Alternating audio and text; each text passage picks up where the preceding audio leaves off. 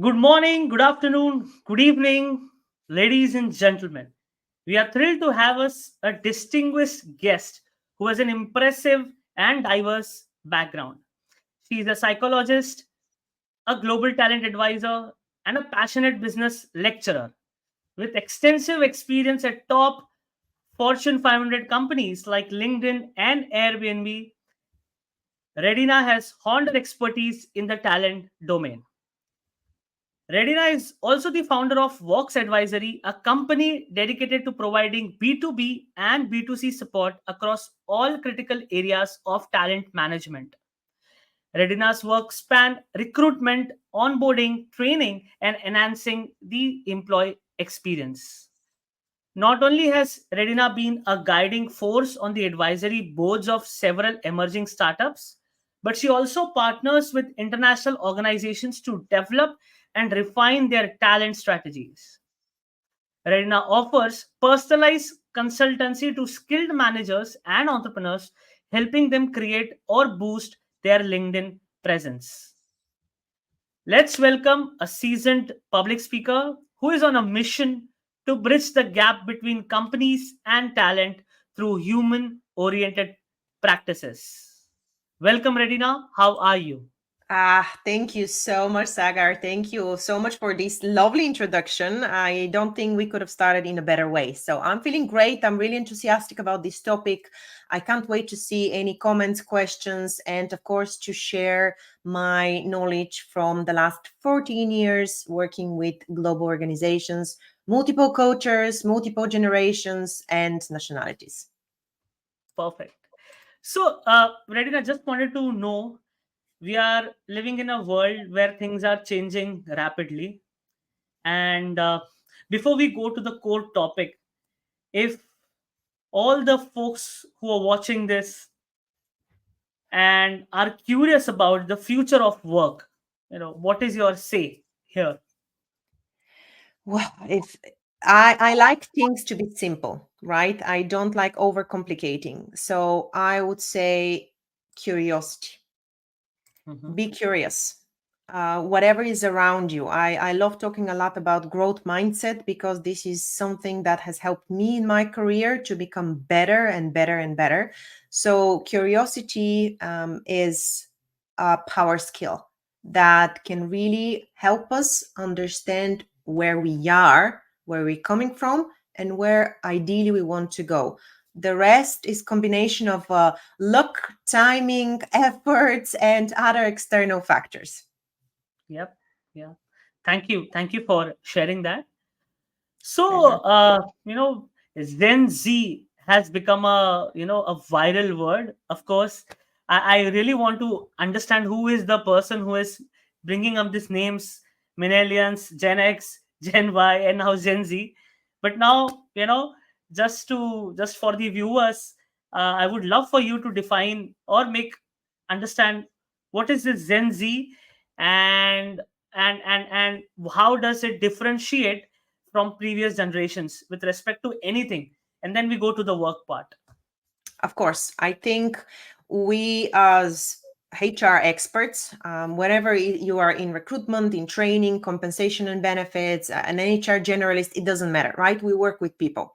If you're in any kind of people function, it's important that you understand your enemy in quotes, of course, because ultimately you want to create an experience or a service or a product that caters to someone's needs. And when we are trying to hire, attract, engage, manage Generation Z, we need to understand what makes them who they are. I think this is pretty fundamental. It's nice to talk about the differences and nice to put labels on certain generations. I'm sure my child was born during COVID, so they'll be probably the COVID generation at some stage, or COVIDians or something like that, crazy. But from a psychological standpoint, right, and from development standpoint, if for the lack of better word, I think it's still good to have an idea about the different factors that exert influence on how we behave, how we are motivated, and ultimately how we work, and of course how we build relationships. So Generation Z, coming after millennials after us, and they are currently in the age brackets between 12, 13 up to 27. So the kind of oldest representative of Gen Z is around 27. Right. And after that, it will be quite interesting because we have a generation called the alphas. But that's a topic for another masterclass. So, of course, I would like to start with the good stuff. I think we should really focus on the good elements and what are the benefits that this generation bring before, of course, as you said, jumping into the work environment. So let's focus on personality traits, on character, right? This is the first generation that has, and this is not my phrase to trademark, but they have phone-based childhood. Of course, that comes with lots of positives and lots of disadvantages, but let's start with the good stuff. They are so tech savvy. They are absolute digital natives. And they are the first generation that can really learn and teach in the span of minutes. Okay. I personally feel that they can really teach us, the rest of the generations that are currently working and living. They can teach us quite a lot, not only from technical standpoint, so skills like understanding of social media, app creation, elaborating with different types of systems and tools and how they correspond to one another, multitasking or megatasking, as I like to call it. They can basically, their approach is to go on YouTube or TikTok or any other social media platform, look for specific video, understand how it is to pot flowers in the span of 15 minutes, and then they go and they do it and they feel they're pretty competent in it. Which, in all honesty, for us, seems like how is it that even possible? Like, your brain cannot comprehend such complex concepts and different types of processes so quickly. But we really need to understand that ever since they were so young, they were exposed to various different technological tools. I'm not talking only about smartphones, about iPads and all of these different technologies. They really comprehend and grasp these concepts much quicker than anyone else. So they can really master a competency a lot quicker, a lot faster, maybe not to the same depth like if you have an MBA, right? But still, the brain is wired to process this information much quicker. So we need to use that to our advantage, right? I was listening to, and I'm a big fan of podcasts, right? So this is probably my preferred way of learning new information. And I was recently listening to a podcast with Jonathan Haidt. He's a social psychologist from New York, pretty interesting guy, wrote a book about social media.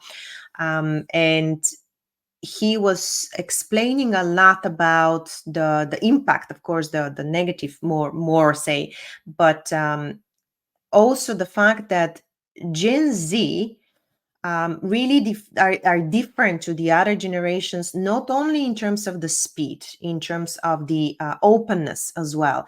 They are also being raised in a very diverse world, in a very diverse environment.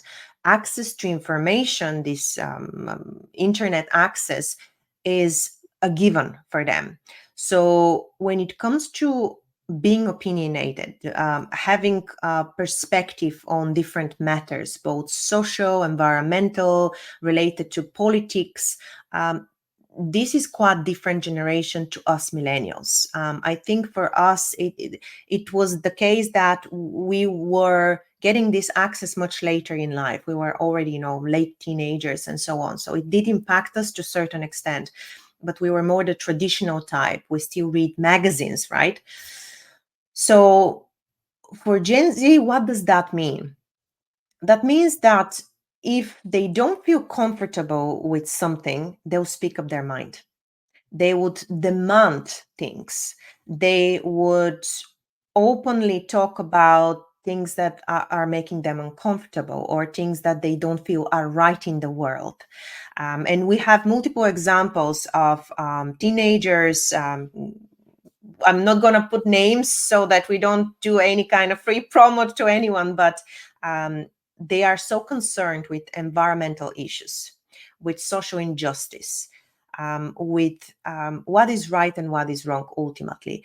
And it's a breath of fresh air. In all honesty, it's a breath of fresh air, because yes, to a certain extent, the more mature generations might be thinking that's a bit too much. We should still, be mindful of what we talk about publicly, be mindful of our persona, of the brand that we're creating.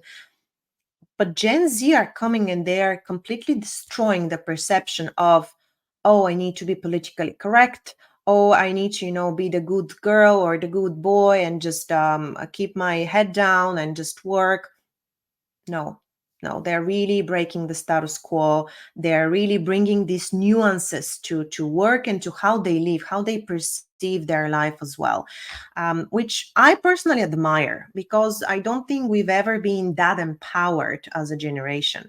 So if I can make a summary, the two things that I feel really are distinguished in terms of characteristics are for sure the tech savviness, the openness to new technology and embracing it on a daily basis, and the ability to speak up their mind, to have certain opinion, and to take a stand against or pro specific thing or something that is happening in the world.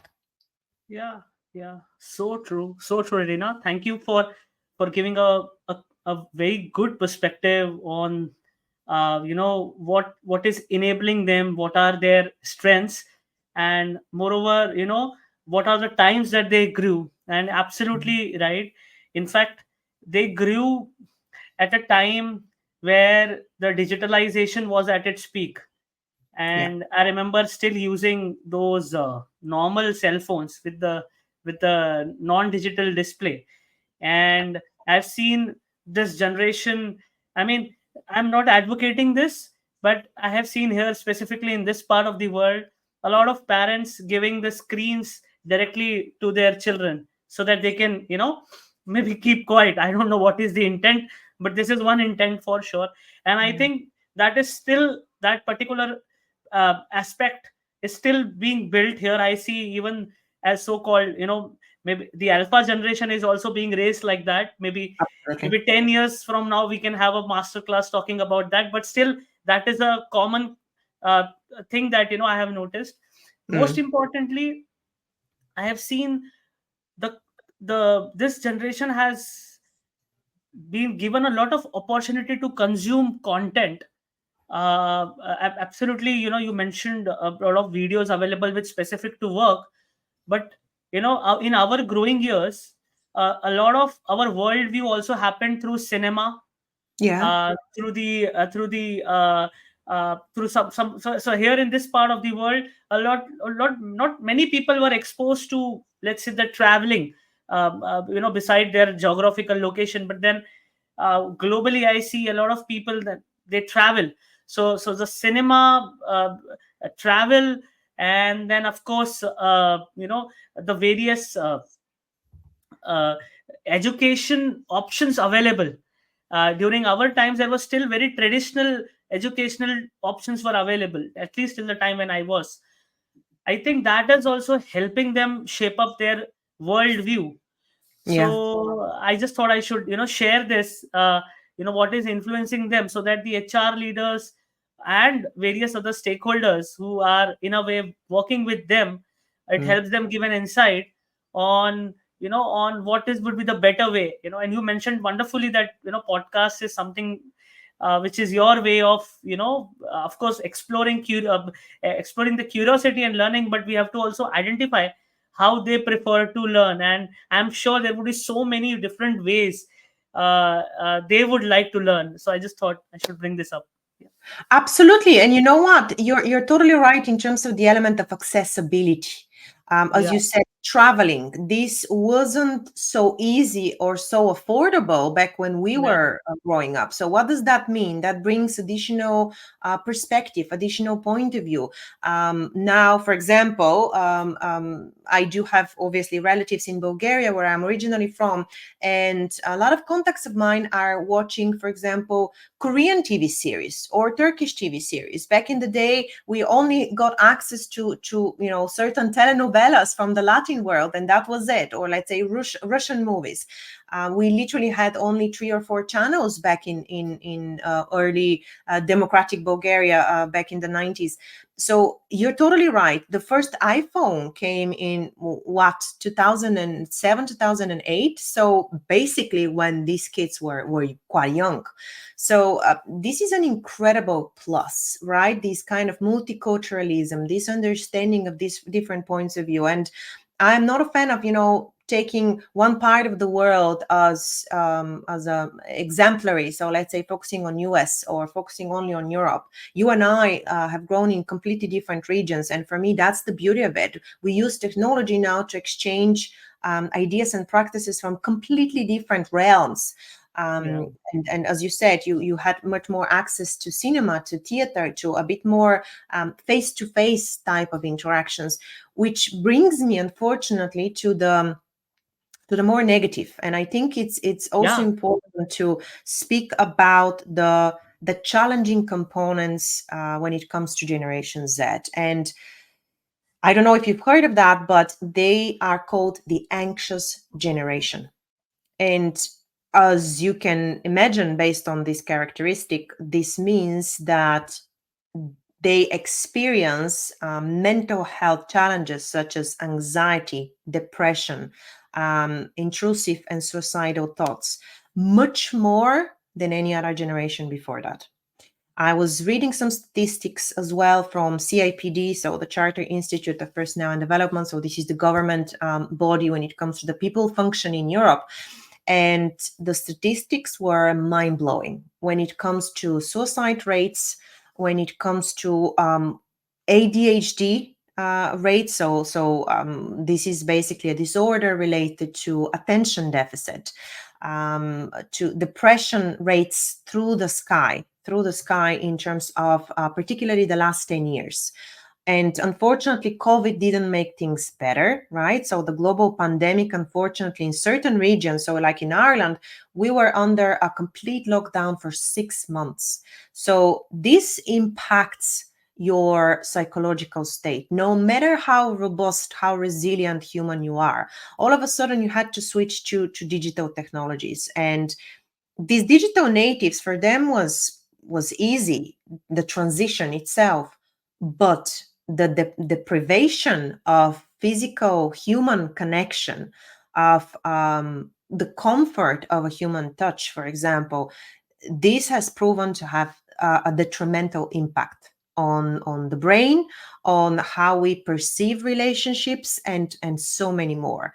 So we need to be mindful of the fact that this generation is not fragile. It's completely wrong um, to name a whole generation that they're fragile, that they're weak, that they are, too gentle. I've heard it all. Honestly, I've worked with so many different leaders from Middle East, Africa, from Asia, from Latin America, and I've heard that through different countries, that the perception is that this is a lazy generation, that they complain and moan a lot, that they are not committed, that they're very disconnected, that they're very transactional, all of these labels, right?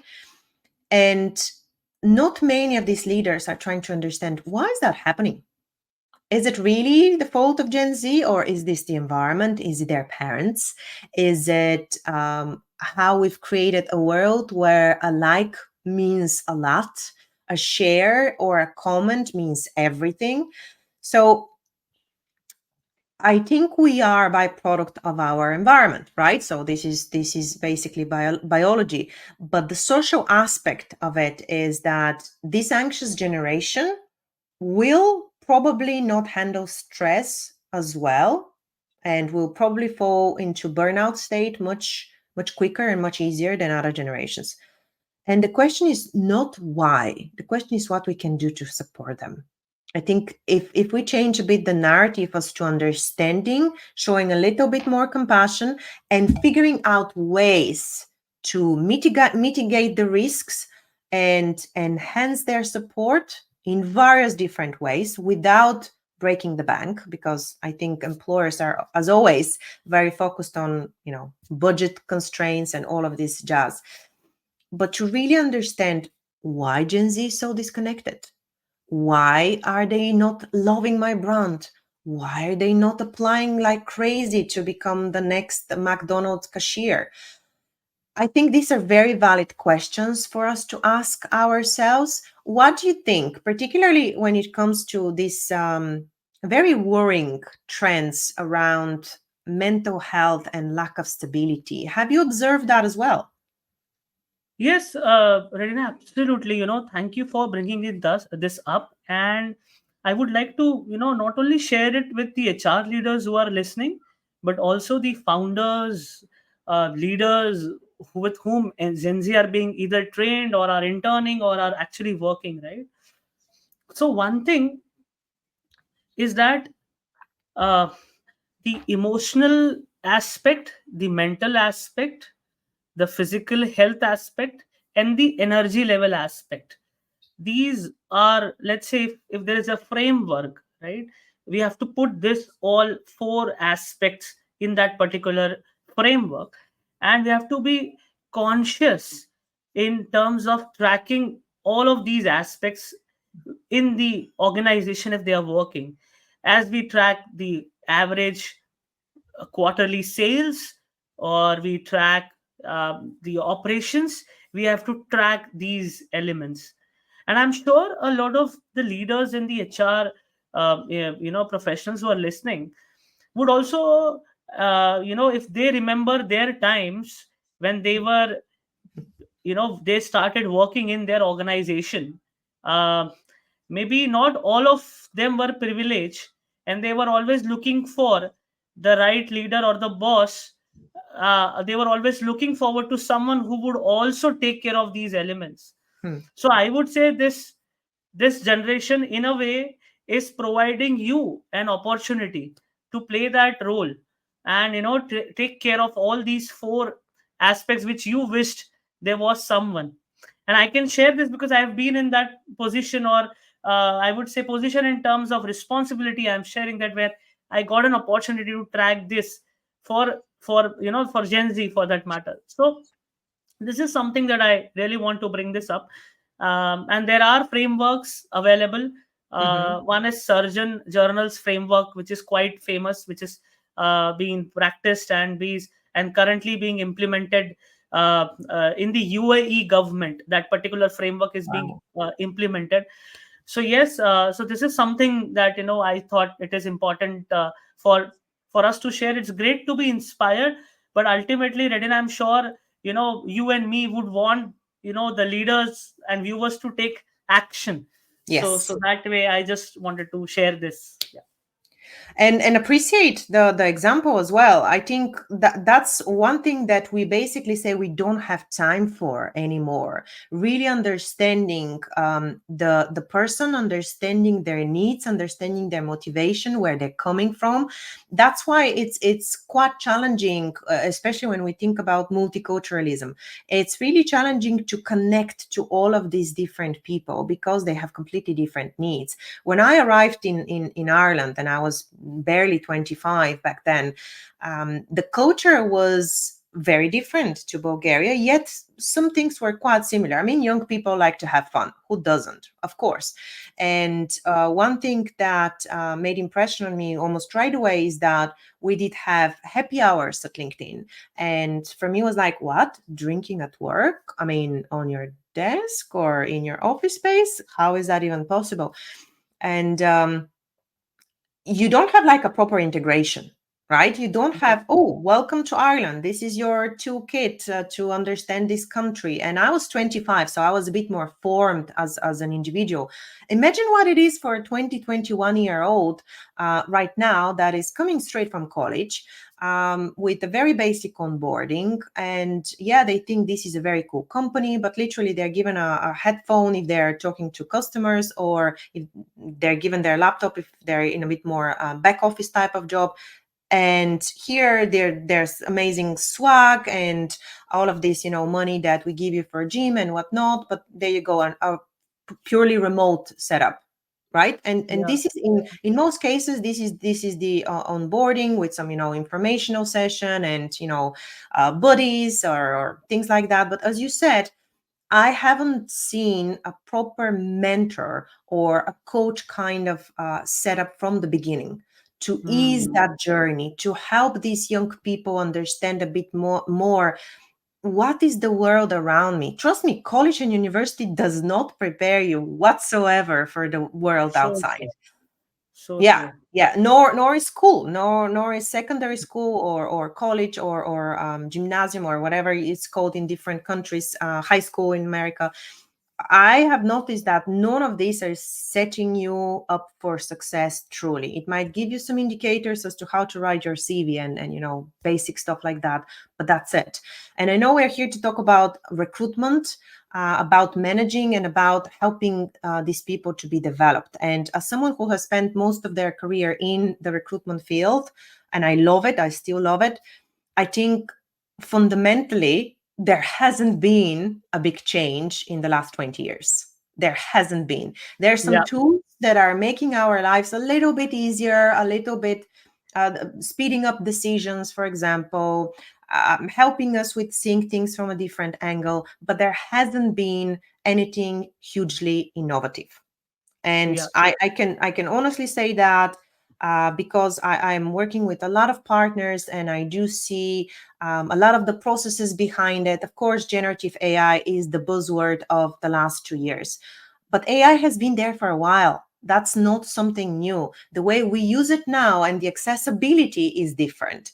And yet, of course, it's going to grow and it's going to continue to help us. But if we think particularly about Gen Z, and particularly about what we have just mentioned now in terms of digital first, in terms of high anxiety, in terms of picking up things quickly, the recruitment process as it is, it's boring. It's Hmm. so boring, and it's so rigid, and it's so dry. Rarely there are companies, and of course they are mostly in the technological sector, that are making a difference in terms of the candidate experience. Hmm. We start with the job ads. The minute you open the big job boards like Indeed, like Monster, even to an extent LinkedIn as well, when you open the jobs, honestly 99% look exactly the same. There are a huge amount of text, huge amount of information, a pitch about the company, uh, loads of job descriptors about the role that you have to do, and they're like bullet points and bullet points and bullet points. Then a profile of hire that is the ideal version of a human, right? And there is no such thing, but not many people know that. And then, oh, we give you some benefits. Some people even still say, oh, you're going to work in a nice environment with lots of perks and benefits. I mean, the usual blah blah blah, as I like to call it. Well, the good news is that you will always find some candidates. The bad news is that probably these are not going to be your candidates, or they're not going to be high quality candidates. Why? Because high quality candidates want something more. And particularly Gen Z, again, going back to our initial topic, you need to engage them. And you don't engage them only through social media and through nice smiley faces on your career page. You engage them through real examples. You engage them with videos. You engage them with job ads that are created to focus on the purpose. Why should I work in this company? Not how awesome you are. I want to get to know you. I want to know why your culture is different to any other place. And it's genuinely rare to find a company that has really found that gem or uncovered that gem that if they really focus on a bit more video interactive kind of job ads or interactive process where it's focused mostly on the candidate, not on how cool we are and what benefits we provide and why you should work here, this works magic, right? Mm, So if we yeah. start with making sure that how we talk about the job is different, then when it comes to interviewing and assessing Gen Z, a lot of them are very creative. They have access to tools like Canva, to lots of different templates. Teal is another platform that I have used, and it's probably the most amazing one in terms of Yeah. CV creation, right? And I think it's good to talk about apps because ultimately that's the reality, right? And there is no such thing as competitor, but collaborators that we haven't explored yet. So using different tools, and now there is a trendy talk about candidates using AI to quote cheat the system. I Mm, mean, AI is there. A lot of the times it's for free. Why is that considered cheating? Why is that not, oh, the candidate is being smart and they want to be better at what they're doing? They mm, want to get some support. Well, fine. Okay, use that support, but then teach them how to come across in reality.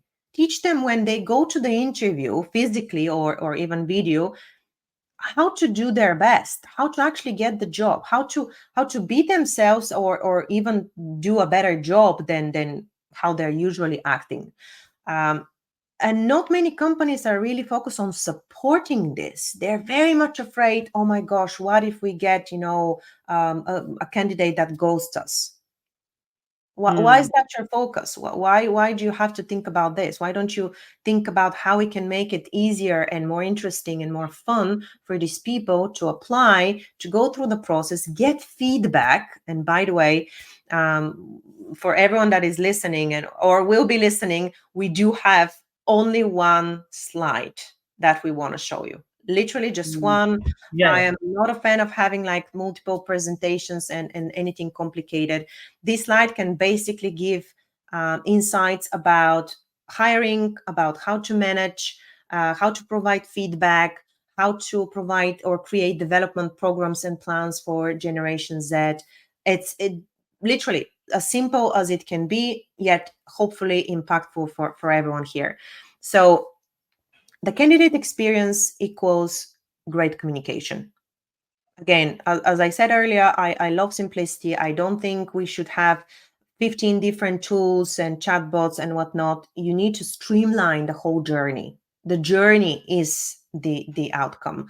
And if people are happy with the journey, and even if they're not hired, and I did have the practice, by the way, when I was working both at LinkedIn and Airbnb, I was giving feedback right away. I wasn't sending a rejection letter to someone that I've spoken to.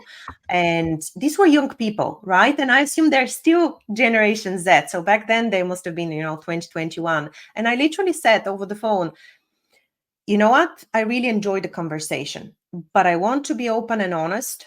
I want to save your time, my time, and I do feel this is the right thing to do. Immediately when you say that, you're going into values immediately. And this is something, as I mentioned earlier, Generation Z is very opinionated, and they stand behind what they believe is right, and they would value that, right? So I would say something in the likes of, I do see your passion, I do see your enthusiasm, I do see you've done some interesting things, or you've shared some good examples from your journey, but I don't think you're there yet. I think it's important to give you this feedback, and this is what you are missing, or I would recommend you to do A, B, and C. And immediately you become some kind of an informal mentor for them, because guess what? They don't get feedback that often. I mean, do I Mm, get feedback every day? God, no. Do you get feedback every day? Rarely, right? Especially constructive feedback.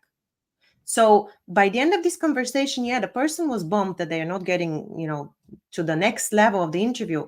But they were like, oh, Well, thank you. That was very different experience. I appreciate that.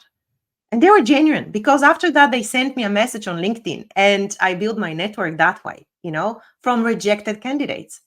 It's a simple attitude process, and I feel this generation appreciates it much more. Now, as millennials, we're in the management leadership type of roles now, so we might take that a bit personally, but I really wanted to share this example, particularly when it comes to the hiring piece, because we have forgotten how key it is to communicate adequately, with respect, with compassion. Not empathy and compassion are two different words, right? um, I want to show you that I care. I want to show you that my company cares, but not everyone would make the cut, and that's the reality, right? And that's why I've put here in this slide short and specific. Short and Yeah. specific feedback. You don't have to give them, the whole spiel. Be specific. Give them something that they can work on to be better. And I love what a lot of companies are doing. For example, MetaView is another organization that I see is making a big changes in the recruitment in terms of adopting much more video tools, because they're more engaging, they're much more relatable. They're something that can help people to see the human and to understand better, to comprehend better, not just to listen, but also to see. And of course, there are lots of assessment tools, lots of applicant tracking systems that are, making the cut as well. Lots of digital tools that you can use in terms of the hiring process, chatbots, WhatsApp messages, and quick assessments that you can do on your phone for about 5 minutes. Love this, right? But the bigger picture is important. This is a Yeah. generation that has attention span for less than 8 freaking seconds. How can Mhm. you read a job ad for 8 seconds? I don't know. Good luck on that one. So the recruitment is crying for a proper revamp. Surprisingly, this is generation that is not so happy to be 100% remote. And I've read a good few, not only from America. I know Corn Ferry has done, Harvard has done, Microsoft has done researches in the last couple of years, particularly about perception of remote, hybrid, and on-site.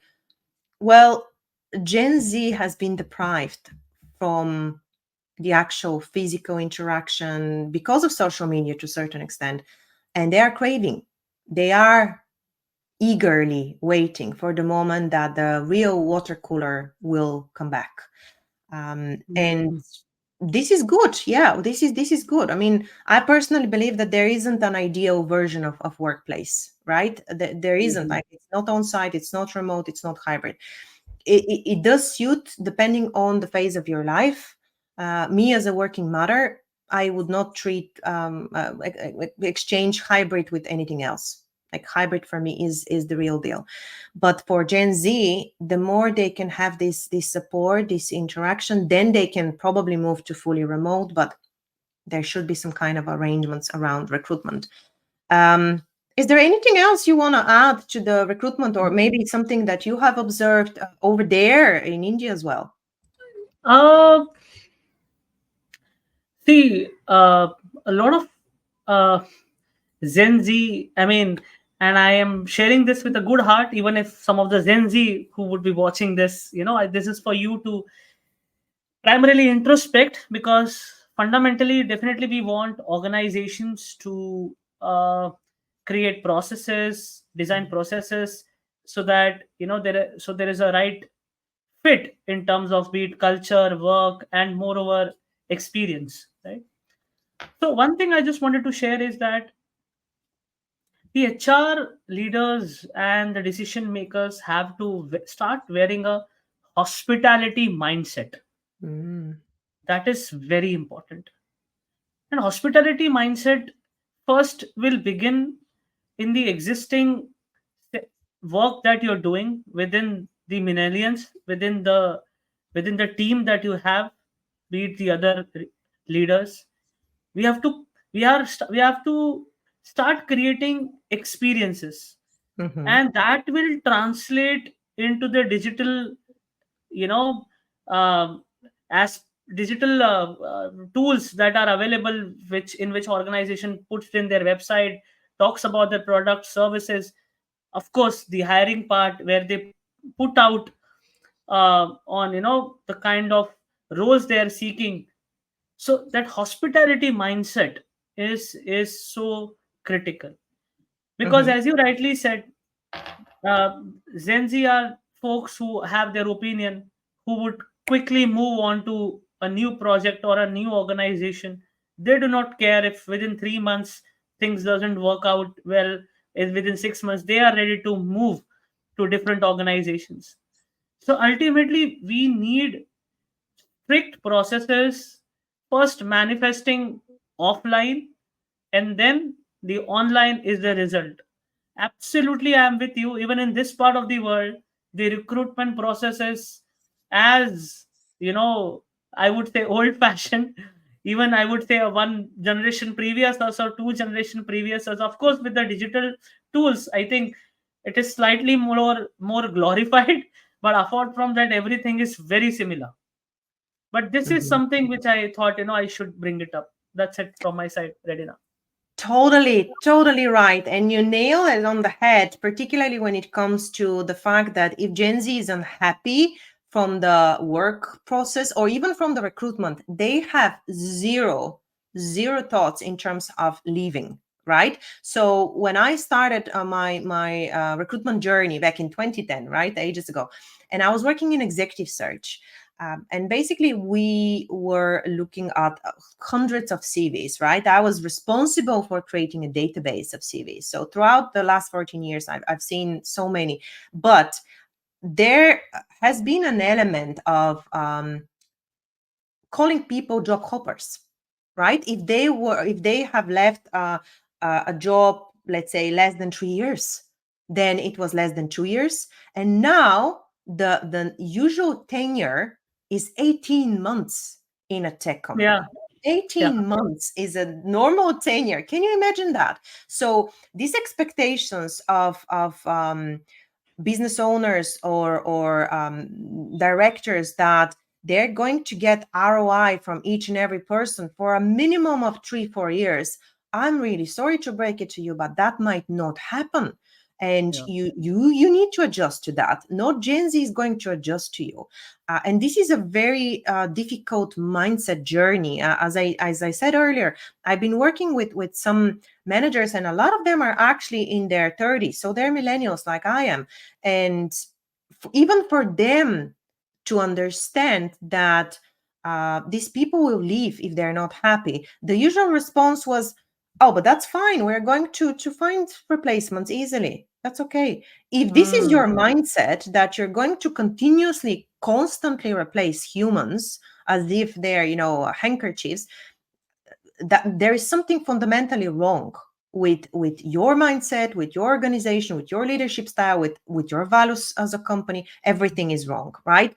Yes, you might be able to find people, but what's the message that you're sending to everyone? They coming to work with fear that they might be laid off and tomorrow someone else will be sitting in their shoes? Is this something harmonious? I don't think so. I don't think so. And this can be very quickly seen throughout the recruitment process, throughout the onboarding, throughout these first crucial 3 to 6 months where you're passing your probation. So as you said, experiences, the candidate experience, which translates into employee experience, and we can talk now a little bit more about how you manage the day-to-day challenges with generations. That I think it has changed so quickly. Within literally 10-12 years, things have dramatically changed, and we need to adjust constantly to this uncertainty, to this environment of changing motivation, of changing needs. I don't think there is a process or a program that will stand through time and be completely as it was in 2010. That's impossible. Laws change constantly, what let alone processes and policies and everything else. yeah, But again, going back to how you communicate with Gen Z, once they're onboarded, once they're now part of this organization, The next big issue before finding, identifying, and attracting people, the next big issue is retention. Immediately, Mm, right away. Okay, we got them, we found some good people. How do we retain them? Well, guess mm, what? If they decide to leave, basically nothing can stop them. I've had because I do advise a lot on how to leverage LinkedIn as well.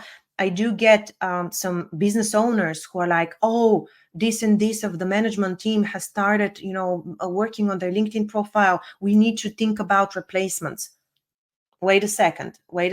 First of all, do you understand why they're doing it? Do you understand that there is also some benefits of them doing it for your brand, not only for them?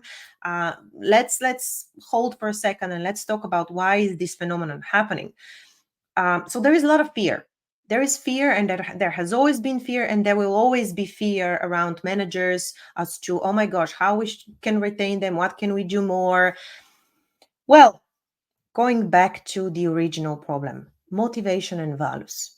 What do these people care for?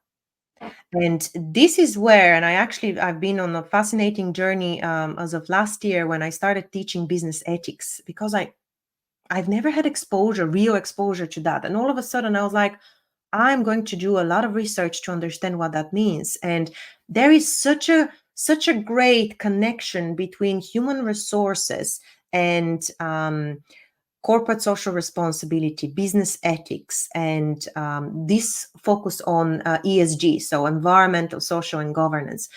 And this is so timely because this is the generation that is focused so much on that. They really do care about it. They want to volunteer. They want to be engaged. They want to have an opinion on the matter, and they want to share it publicly. Instead of closing this and telling them you can't, and acting as the bad teacher, back in communist times, they were slapping them on the wrists. Instead of doing that, you could create ways to educate them how to do it safely, how to utilize tools, platforms, systems in an ethical, adequate way to still pursue their passions, to still be vocal about how they feel. I think it's not just PR. I think it's not just PR. I don't think this whole conversation about the mental health stigma, about diversity, equity, inclusion, and belonging, I don't think it's just PR. But it has been brought, unfortunately, to a level where it is becoming negative, a negative word. All of a sudden, and I have absolutely nothing against different processes and trialing it, but trialing things only for the sake of doing something about it, putting a colorful logo just because June is Pride Month. I don't think this makes a difference, right? So this is the PR act. And Gen Z can see right through you, right through all of the BS that you are creating in terms of we have to tick the box. When it yeah, comes to good examples, and this was the first time I saw it, when I was at Airbnb, we had volunteering days. So every month, you are allowed to have one day for any kind of cause that is close to your heart. Oftentimes, Airbnb were matching a donation or were even doubling donations. And you mentioned the hospitality mindset. I think when a company creates values that are uniquely human, and that they live and breathe through these values, they create an environment that brings people together. And they allow you to come as you are. They're not saying, come, we are your second family. No, this is a work environment. This is not a family. Okay. I have my family. I don't get paid to be with them, unfortunately or fortunately. So what I have seen really, really working in terms of managing, if we put the communication on the side, right? The communication needs to always be there. Another thing is policies, practices, events, activities that allow you to pursue your passion, allows you to be the person you are with all of your different interests, with all of your different ideas and skill sets. LinkedIn has a fantastic head. I don't know if they're still doing it. They had opportunity that basically brings all the talent together, and different people from different teams. Some play musical instrument, others speak 5 languages, third are yoga instructors, and we were constantly drinking our own champagne, which means using the resources that are available to us. People loved it. The company benefited from that because there were more engaged humans. The employer brand was elevated. Win-win scenario for what? For not much of investment. It was time and effort, of course, of the facility management, of HR, of everyone else. So going back to my point in terms of managing people, and by the way, for everyone that is Yeah. listening, Yeah. I have worked on an e-guide, the Gen Z e-guide, which is a very comprehensive 6 pages that are focused on exactly what we're talking about today, plus more. Okay, so some tangible, practical ideas that you can start implementing. So for anyone that wants to get access to that, please comment, type e-guide, and I'll be in touch with you and I'll send you a copy of it, because I think this is super comprehensive thing, and it can help not only small companies or individuals or team managers, but also larger companies that just want to get their synchronization with the times. So yeah, the development and when it comes to the day-to-day interactions, don't wait for these performance evaluation cycles. Usually they're once a year, and they're very orchestrated. Sometimes organizations might do a pulse survey, an annual survey to understand if people are happy. I don't think that's sufficient anymore. I don't think this is sufficient, unfortunately.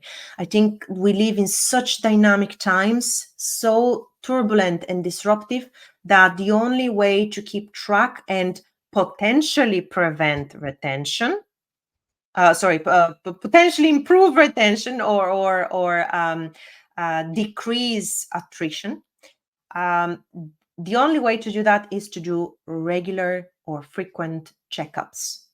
Yeah. Checkups with the individual, checkup with the team, create a psychological safety where people can come to you and they know, even if you're with your headphones in the working space, or even if you look at do not disturb on Slack, that they know I can reach out to my boss or I can reach out to my colleague and I can have an honest conversation with them.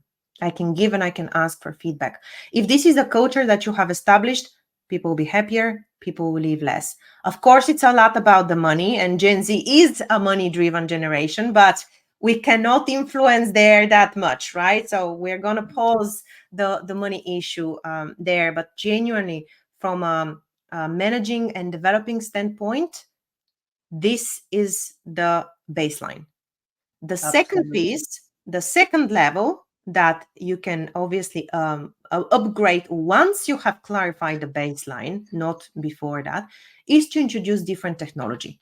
Absolutely. Absolutely. There's so much out there that is phenomenal. Donut for onboarding, which can be integrated with Slack. Kona is an emotional intelligence AI coach, a lovely guys that I've advised back in the day when they were building it up from San Francisco. Loads and loads of small tools and applications that can really make a difference. They're mobile friendly, they're easy to use, they have nice UI, UX, so user interface and user experience. Of course, and even in the e-guide that I mentioned, I have put some names of organizations that you can reach out to, ask for demo or for some kind of a trial version or something. But this is only once you have made sure that everyone on a team level, on a management level, on a leadership level, understands what it takes to improve Yeah. retention. It's not Yeah. an HR responsibility only. Yeah. It's not an So HR true. responsibility, right? Yes. Yes. Thank you, Radina, for sharing in depth. I have a quick question for you here. Is that what are some of the best practices Mhm. of conductive interviews? Uh, you know, and how do you make Gen Z comfortable, and assessments, of course. How do you create an experience there? Good one. So I am a traditionalist in the form of, in the sense of embracing a structured approach. Okay. I feel that when you have a structure, when you have a scorecard that you feel after every interview, you keep things transparent, you keep things organized, fair, and also compliant, because every single candidate can ask for their feedback. They're entitled to do that. Not many people know that, but they can do that. And when you approach things in a structured way, you put the pros and the cons in a very neutral, using neutral language, only focusing on facts and figures, then you're backed up. So I do love this traditional approach. Now, in terms of the non-traditional, right, the approach that probably not so many people take is, I prefer interviews to have this more welcoming, friendly discussion vibe. Yes, we are not friends. Yes, we're not here to chat about your dogs, cats, and family. But I don't want you to stress out because I have all the power as an interviewer. I don't want you to think I'm here and you're there, right? I want things to be equalized because you choose me as much as I choose you. And that power dynamics for me is incredibly important. I am quite friendly. I might be insisting on an answer, or I might change the question so that I still get some kind of an answer, and I'll still provide you with constructive feedback. But I'll make sure that you feel comfortable from the first moment until the end. And even if I'm late, if I have 20 minutes with you, if I'm late, I'll still allow you to ask me questions. So this is in terms of process. In terms of other best practices, for sure, transcription of interviews, author, meta view, having video interactions, having some preparation, so sending video resources for the candidates to prepare, and feedback. Literally, that's my framework of best practices, and I stand behind that. Wow, wow. Thank you, Redina, for sharing in detail. Uh, Now I realize that we'll have to do, I think, few more master classes, because there is so much to discuss. And you know, no, no, I definitely feel we must, do a series of master classes, because this is very important topic, and it is going to be the talk of the town for the next few years as well, because we have just recovered from a pandemic. We Mhm. are still going through a global multiple crisis. I can't just share the war crisis, or the various aspects of the world are moving. So I would love to invite you once again on a similar masterclass, and we talk about how we can support Gen Z, and rather how we can also support the leadership uh, in that context, because I think everyone, as you said, everyone is an equal stakeholder. So we'll have to you know give them and share with them how we see world with our experiences. Yeah. Thank you, Redina, for sharing that. And also, please share the e-guide, and I'm really looking forward to go through the e-guide as after this podcast. And also do share what would be the best way for viewers to connect with you. Absolutely, and thank you once again for the invite. I think you're super right. There is so much content out there, and not all of it is high quality. I'm not saying that I'm the most qualitative person or providing the most amazing content, but I think it's the more we listen and the more we introduce these concepts to employers, to managers, to decision makers in general, the better things would start being. I believe in that. The best way to be in touch is for sure LinkedIn. Feel free to connect with me. I'm more than happy to answer any questions if you have, particularly around the Gen Z topic, because it's very close to my heart. I think there is a level of flexibility that they are also bringing, and there's so much more. And I do hope the e-guide is also kind of acts as an eye opener to a certain extent, and maybe people will start being a bit more brave to embrace different approaches, just to see a different point of view, an alternative of what they've been always doing. And maybe that way things will improve. Yeah. Thank you, Redina, once again for joining, and thank you, viewers, for supporting us and joining us again and again, listening to this podcast. It is through your, efforts and your, the way you are connecting, and I receive a lot of personal messages. I think that is encouraging me. So please continue to do that, and I promise, I will not only get Redina back on the next podcast, but I'm keep continuing this journey of bringing global knowledge to you. Thank you. Thank you and best of luck.